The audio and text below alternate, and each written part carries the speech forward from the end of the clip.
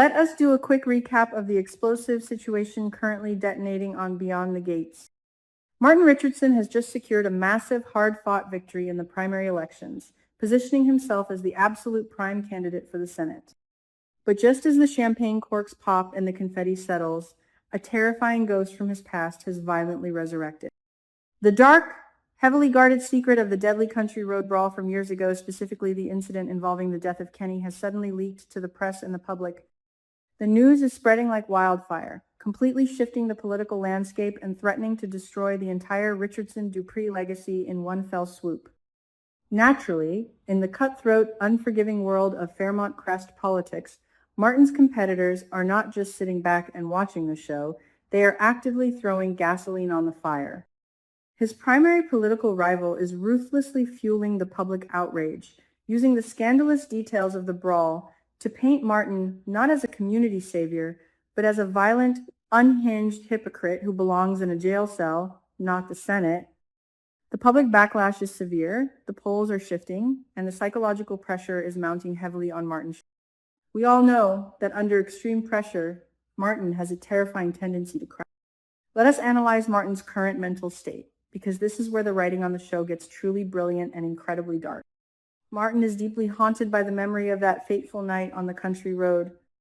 The trauma of the brawl, the blood on his hands, and the desperate cover-up have always lingered just beneath his polished politician exterior. Now, with the election pressure reaching an absolute boiling point, Martin is at a severe risk of making the exact same mistake again. Remember his recent explosive outburst at Anastasia Bellaclaire at the country club?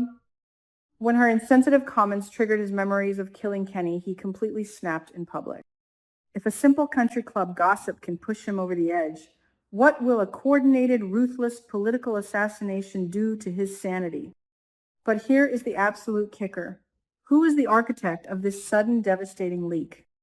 All roads lead directly to the casino owner and underground criminal mastermind, Joey Armstrong. Joey is the only person who knows the full, unvarnished truth about the secret that has haunted Martin for years. We already know from Doug McBride's hidden letter that Joey had his hands dirty when it came to Kenny's murder and the subsequent cover-up. Joey holds the ultimate leverage over Martin, a massive debt of gratitude for helping sweep the bloody mess. And now, Joey is cashing in that debt in the most ruthless, destructive way possible. Why would Joey sabotage Martin now, after keeping the secret for so long? It all comes down to cold, hard, brutal business logic. Martin is not just running for the Senate to boost his own ego. Despite his flaws, he is genuinely determined to prove his capability and enact progressive policies that bring equality and justice to the residents of Fairmont Crest. But Martin's noble policies are a direct, existential threat to Joey's sprawling illegal empire. From the underground casino operations to the highly lucrative and deadly red market plasma ring, Joey's businesses thrive in the dark shadows of inequality and political corruption.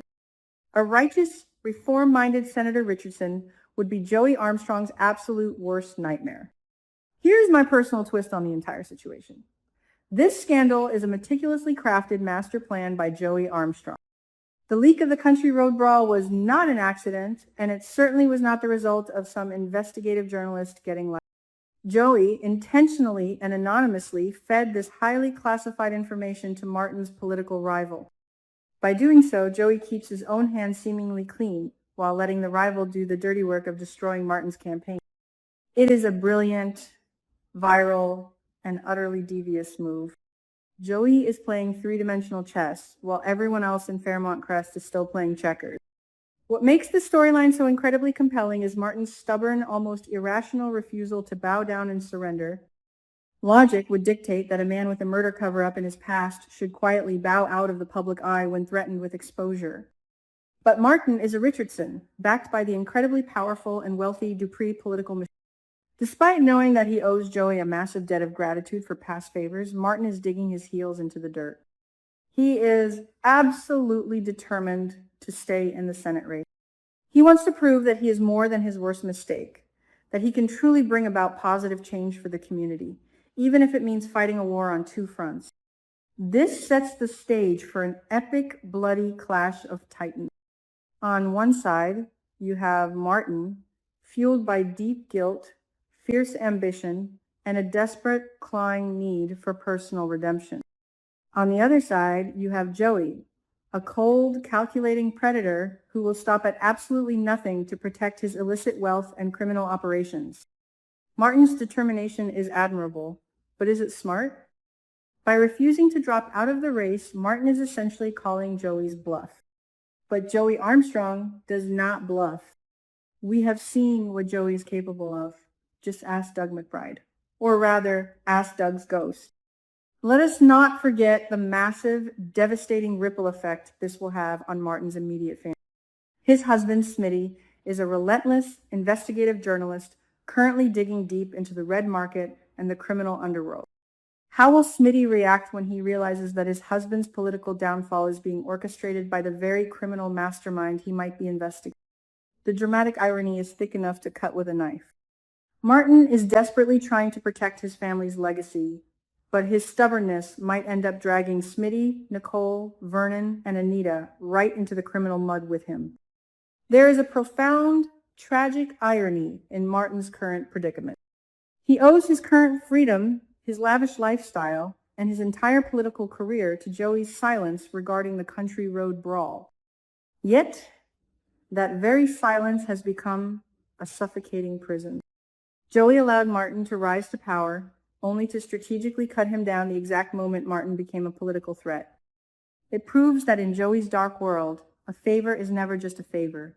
It is a leash. And right now, Joey is yanking that leash so hard it is choking the life out of Martin's senatorial campaign. We also have to give a nod to the political rival who is aggressively fanning these flames. Whether they realize it or not, they are acting as Joey's unwitting pawn in a much larger game.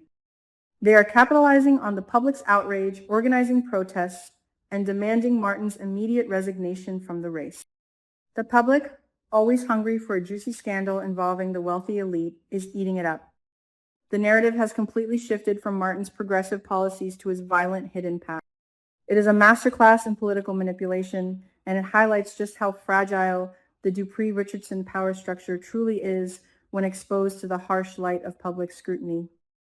As we watch this high-stakes game of political roulette unfold, one has to wonder, how far will Martin go to save his campaign and his freedom? Will the immense, crushing pressure cause him to snap and commit another violent act, proving his vicious critics right? Or will he find a miraculous way to outmaneuver Joey Armstrong and turn this horrific scandal into a story of ultimate redemption?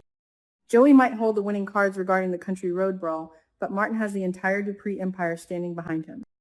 The ultimate question remains, in the dark, twisted world of Fairmont Crest, does redemption even exist, or are you forever defined by the blood on your hands? Keep watching, because this Senate race is about to become an absolute bloodbath.